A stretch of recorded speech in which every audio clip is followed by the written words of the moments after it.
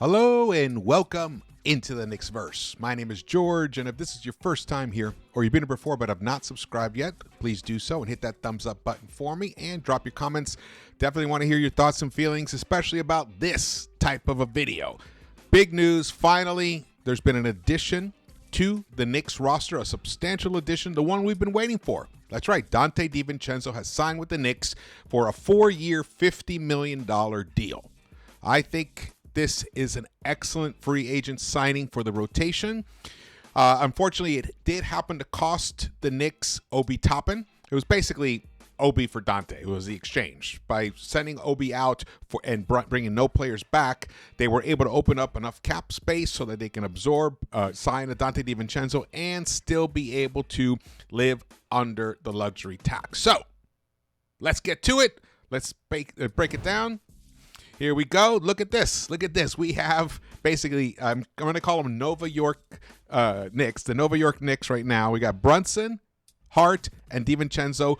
The three of them together won the NCAA championship at Villanova back in 2018, I believe it was. And so this is a fantastic addition in terms of that familiarity that these three have. These guys, they love each other. They love playing together. And I'm expecting that we're going to see a decent amount of floor time with the three of them playing together, along with two other pieces, whether it's Hartenstein and RJ, or it's Mitch and Julius, or whatever it is.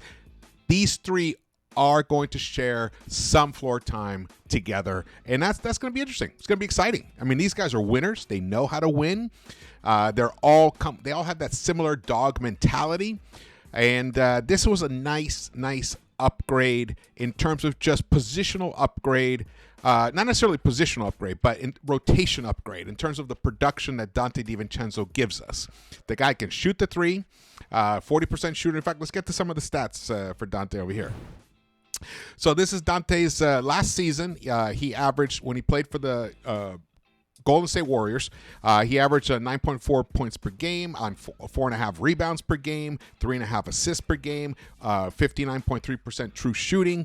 They have him listed here as 6'4", but other sites have him listed as 6'5". I think he's a little more closer to 6'5". He averaged 26 minutes a game for the Warriors, and the beautiful thing is he shot 39.7% from the three-point line and 81.7% from the free throw line. Overall field goal percentage was 43.5%. I'd like to see that higher. But if you look at his career stats just below that, you can see his career field goal percentage is 42%. But his career three-point shooting is 36.2%. So last year was an uptick year for Divincenzo from a three-point shooting standpoint. He struggled in the previous season. He was struggling with Milwaukee, and then they shipped him to Sacramento. And I think he improved a little bit there, but not much. He struggled with injuries a lot during that season. That was the 2021-22 season. He struggled with injuries, and I think that impacted his ability, his percentages, basically. It impacted that, and it's brought down his career averages. But you can see as a career shooter, as a career player, he's averaged about 24 minutes per game, 9 points per game, 4.5 rebounds, 4.6 technically right here, about 3 assists per game, 1.2 steals. Also, one thing to note here, which is a really excellent thing, because the Knicks need more. I like guys that are really good at stealing the ball, and that's what this guy does. That's one of the things that I need RJ to start focusing on, and we need more steals from him. But let's get back to this. 1.3 he averaged last season, which was good enough for 20th in the entire NBA. So that is excellent right there. Excellent. He's a very solid addition. Very solid addition. Let's get into some more stats with him. Break it down. And then later on, we're going to talk about the power forward situation, how the Knicks might address the power forward situation, because now the team has gotten smaller. So that's just the reality of it. Even if Thibs does embrace the small ball lineup with an RJ or Hart at the 4 for the second unit, we're going to be, we really don't have too much flexibility if we need to go bigger. I mean, the other option is playing Sims at the 4. And though Thibs did try that, I could see him trying it again, but it doesn't enthuse me with much confidence if we do need to go bigger. So we'll keep track of that. We'll jump onto that in a little bit. But here we're looking at Donte's shooting accuracy stats.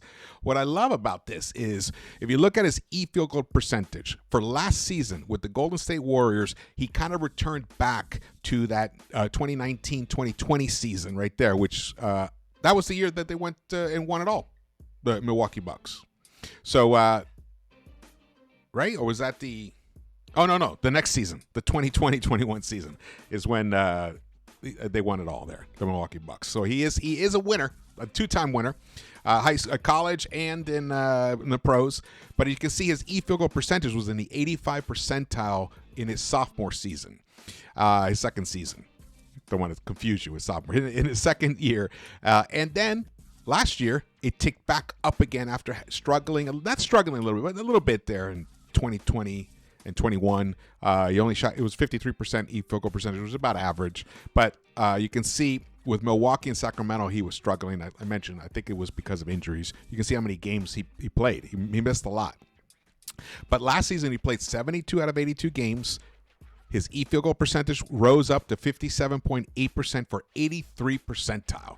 That is something sweet. Loving that.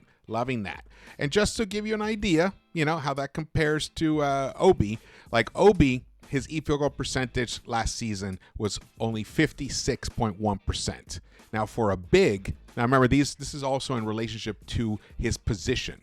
So here, Cleaning the Glass has Donte listed as a wing, where the season before he was listed as a combo, and that definitely affects your percentiles because you're compared to that position. So Obi was listed as a big, and his 56.1% is only good enough for a 39 percentile. So you can see this is a nice upgrade here.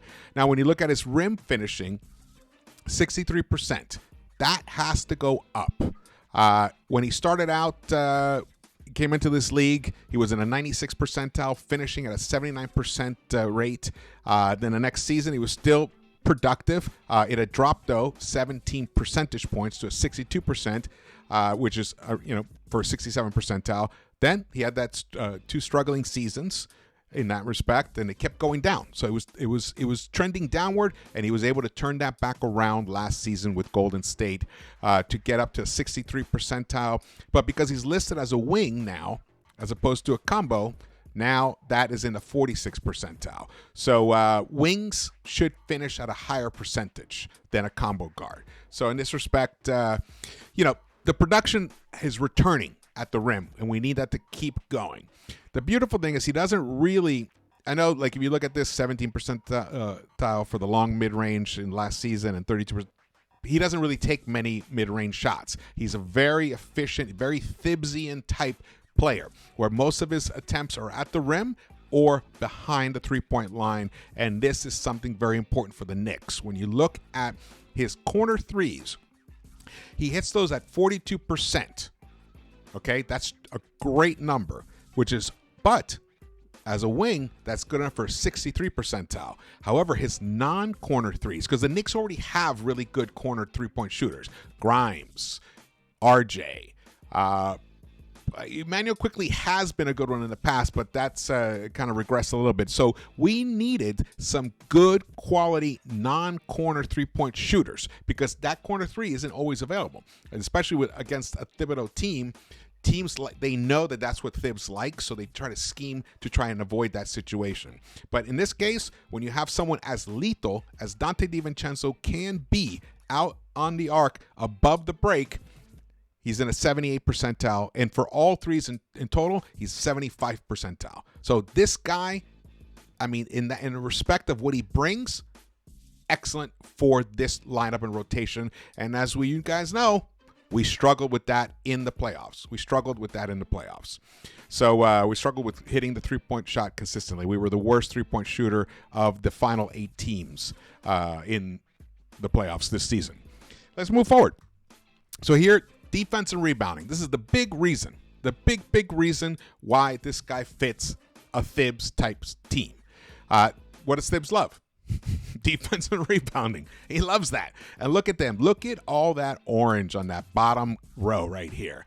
In the 2020-23 season with Golden State Warriors, he even, I mean, he's only 6'5", so he's not going to have a lot of blocks. That's the only blue right there with a 13 percentile. But look at his steal percentage, 90 percentile. His foul percentage, 64 percentile. His field goal offensive rebounding is in the 86 percentile, then 76 percentile. And so the guy down the line is an excellent rebounder for his position, very much in the mold of a Josh Hart, but a better, more consistent three-point shooter than Josh Hart. So we saw what Josh Hart did to this team when he came. Boom, injected it with such energy from the bench. He was tenacious. He fought people for rebounds. He's disruptive. He even said it himself. I forgot the actual word he used, but Donte is very much along that mold, except a better, more efficient, consistent three-point shooter. So we have upgraded that part of the Knicks. Awesome. So I give this signing an A. I give it an A. Maybe I'll give it an A- because unfortunately it did cost us Obi. I wish there was another way to have brought Donte to this team and kept Obi, because I do think we are going to miss his size and his versatility and his ability to leak out and get easy buckets. I don't know who's on this team other than RJ who really does that at all, the leak out. So that's going to be something interesting. And we benefited, that second unit benefited a lot from Obi doing that. Even though sometimes it did hurt. Sometimes he was leaking out when he shouldn't. There's always a risk with that. But the risk reward definitely is worth it, because easy buckets are gold in the NBA. And that's something that Obi constantly gave you. Now, Josh Hart does give you a little bit of that. Not a little bit. He gives you some of that. His ability to get the rebound and take it by himself, a one-man transition, fast break, and finish at the rim. Excellent.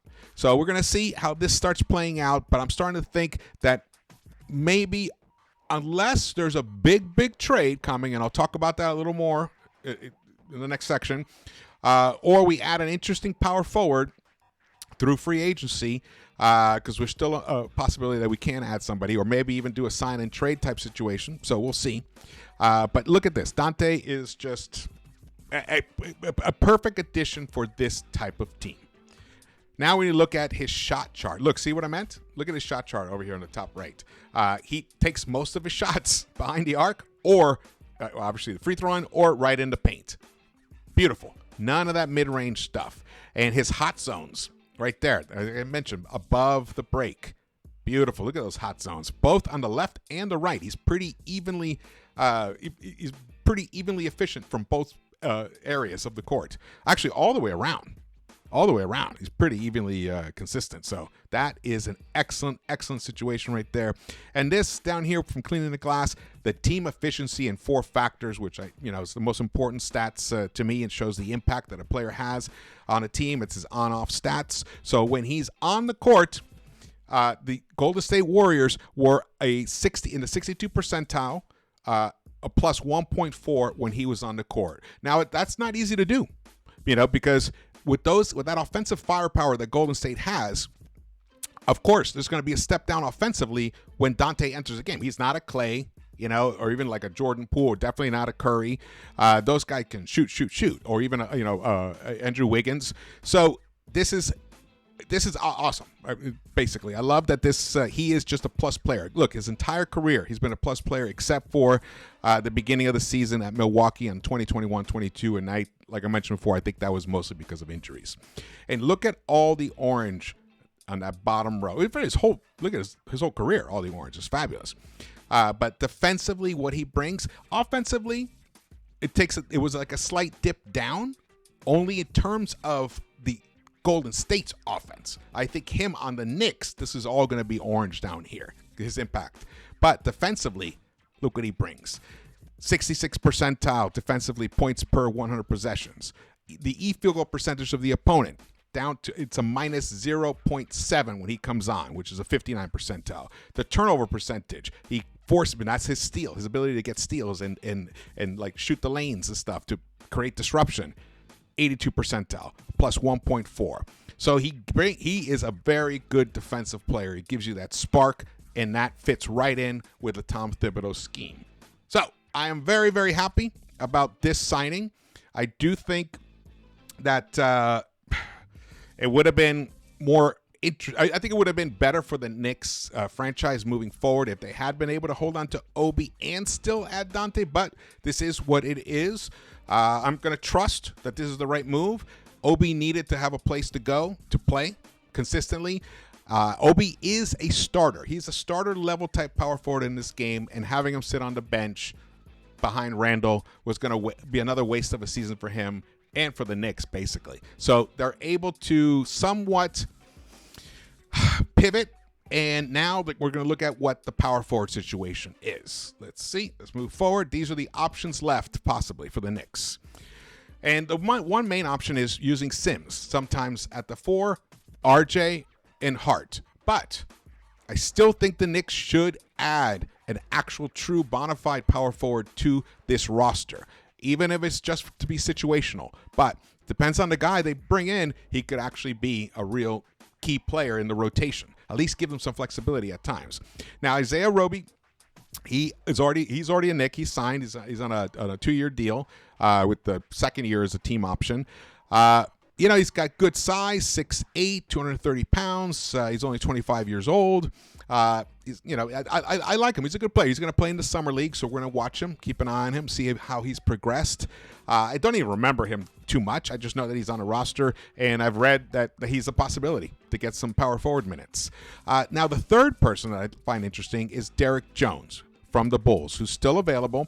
He's an unrestricted free agent, and he's 26 years old, so a little bit older. He's a little bit smaller than Roby. He's 6'6", 210 pounds, 5 points per game he's averaged, 2.4 rebounds, and those stats aren't really that important because these guys, their minutes are limited.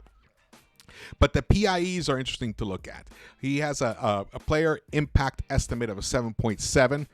The higher the number, the better in this case. And then when you look at JaMychal Green, he's another interesting one. Unrestricted free agent. Very good size. 6'9", 227 pounds. Similar size to Randall. And he's older, savvier, 33 years old. That might be an interesting way to go for the Knicks, for the power forward situation on the bench. He obviously gives you production. Look at his player impact estimate, a 9.7, almost a 10 right there. This guy, I think I might, even though I have Grant Williams listed as number 1, JaMychal Green might be a very good, interesting addition to this team. Kind of give you that veteran leadership that we've been missing since Taj left. And also now we're going to be missing Derrick Rose. So we're going to need a voice like this, an experienced voice. And it's also nice to be noted that he was on the same team with Donte Divincenzo last season. So there's also that chemistry, camaraderie between the two of them. But my number one choice for the Knicks at the power forward spot, the bench, is Grant Williams from Boston. Now, he's a restricted free agent, so we would have to do a sign and trade. And now Boston's got some issues. They can't really do too much in terms of their finances because they made the trade for KP, for Kristaps Porzingis. So they're a little strapped financially. It's going to be interesting to see how they handle the Grant Williams situation. But I'm putting him here because I want the Knicks to monitor this. I would love for him to join the Knicks. Last season was a bit of a not down season, but it's slightly ticked down for him. As you can see, his PI number is 6.9. That's down from previous years for him. And wait, let me pull up his stats here. I thought I had them ready. These other more detailed stats from Cleaning the Glass. See his usage rate was a 12.5% usage rate, 21 percentile. Nothing that exciting right there. His shooting overall, last in the 2021-22 season, he was in the 95th percentile in field goal percentage. Almost 60% field goal. It was technically 59.8%. That ticked down. Now, he was listed as a forward last 2 seasons ago. Now, last season, the 2022-23 season, he was listed as a big. So his field goal percentage, even though it only went down to 57.5%, his percentile went to 51. So he's right there in the middle. But the guy can shoot the three. He shot 40% last season for the Celtics, from the three-point line, has an 87 percentile. He shoots 80% from the free throw line. I mean, the guy, I really like this guy. I think he would be an excellent addition to the Knicks because he gives you that tough defensive tenacity. He's an excellent rebounder. Look, he's by far averaged the most rebounds of anybody here listed. Now, he's plays more minutes as well, but he's an excellent rebounder, and he's a very good, tough-nosed defender. You know, we saw the whole thing, his battle with him and Jimmy Butler and stuff, so he doesn't back down from a challenge.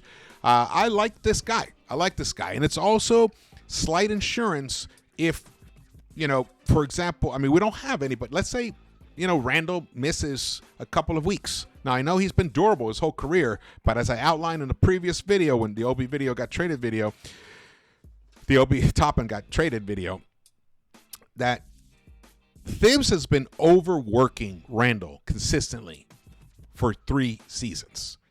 And we saw last season, and the season before, he broke down at the end. And in this season, we really needed him for the playoffs, and he just wasn't there.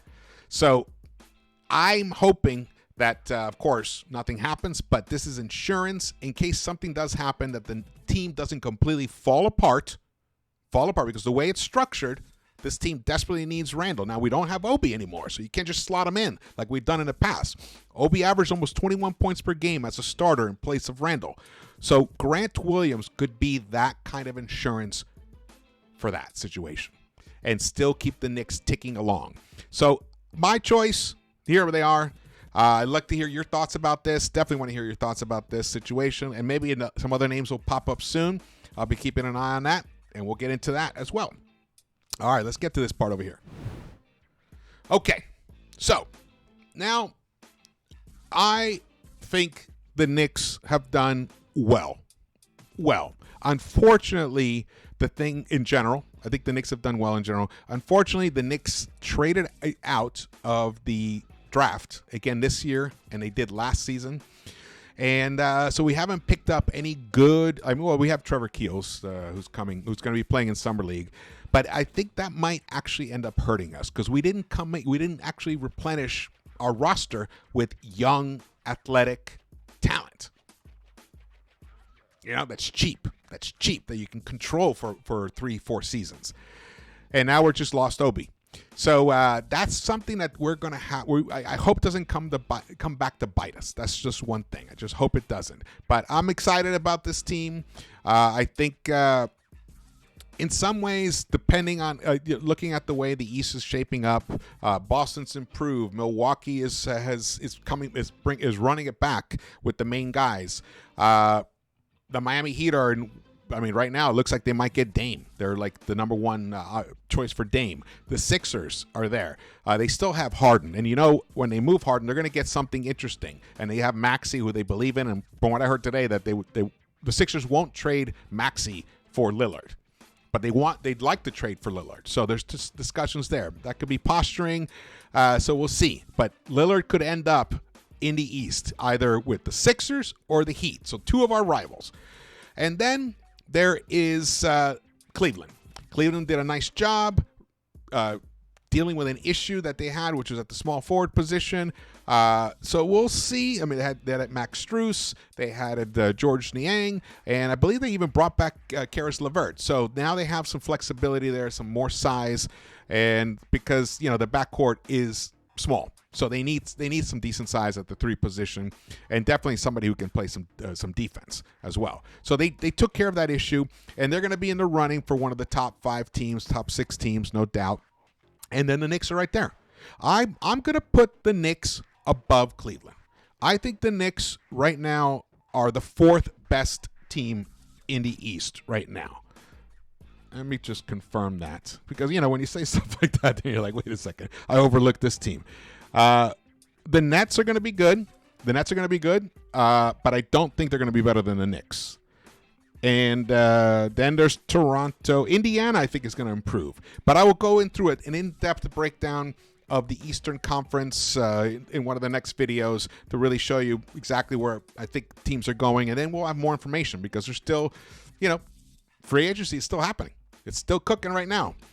All right. Well, thank you guys so much for watching this. Again, my name is George. Please subscribe, hit the thumbs up button, and drop your comments. Definitely want to hear your thoughts and feelings about the Knicks. All right. And I will see you around the Knicks-Verse.